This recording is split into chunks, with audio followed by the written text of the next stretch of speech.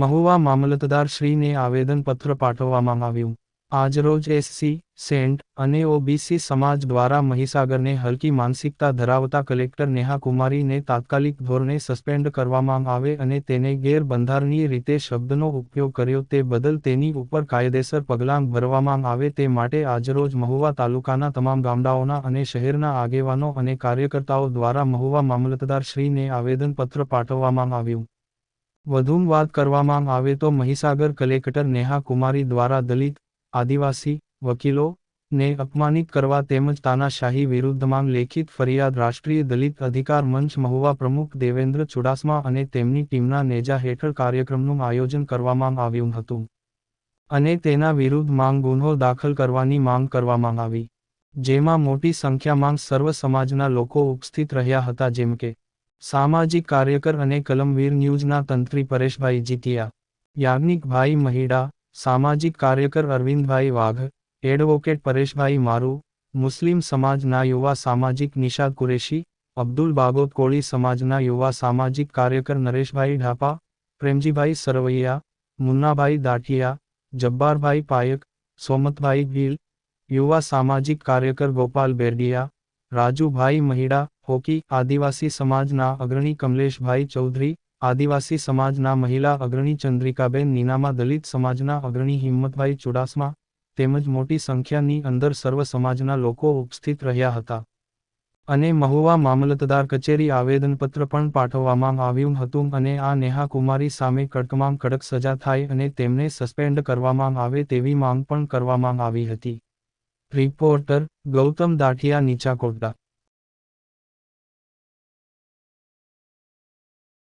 મારું નામ ગોપાલ બેરડિયા છે, સામાજિક કાર્યકર છું.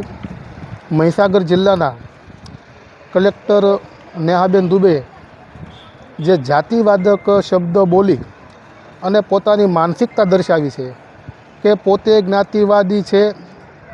આજે દેશની અંદર જાતિવાદ દૂર કરવા, આભડછેદ દૂર કરવા માટેના અનેક પ્રયાસો થઈ રહ્યા છે, ત્યારે આવા ક્લાસ 1 અધિકારી જો પોતે આવા શબ્દો બોલતા હોય, દલિત સમાજની, આદિવાસી સમાજની અને વકીલ સમાજની લાગણી દુભાય તેવા શબ્દો બોલતા હોય તો પછી બીજા સામાન્ય નાગરિકનો કોઈ પ્રશ્ન જ નથી.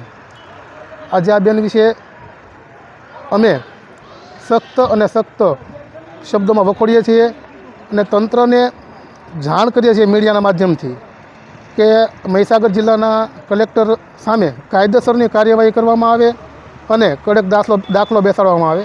મારું નામ વાઘ અરવિંદભાઈ છે અને હું સામાજિક કાર્યકર છું.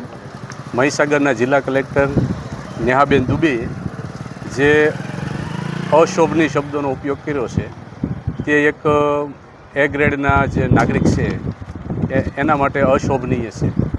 એણે દલિત સમુદાય વિશે, વકીલ સમુદાય વિશે જે વાત કરી છે તે સામાન્યમાં સામાન્ય નાગરિક પણ ન કરે તેવી વાત કરી છે.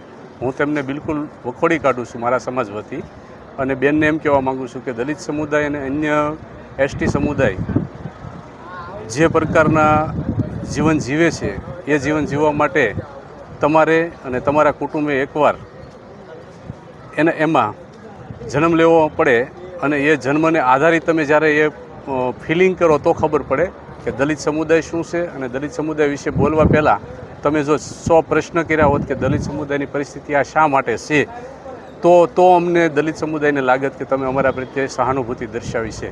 પરંતુ હાલ તમે જે દલિત સમુદાય વિશે જેવા શબ્દોનો ઉપયોગ કર્યો છે એ શબ્દ બિલકુલ અશોભનીય છે અને એના માટે દલિત સમુદાય તમને નમો બુધાય.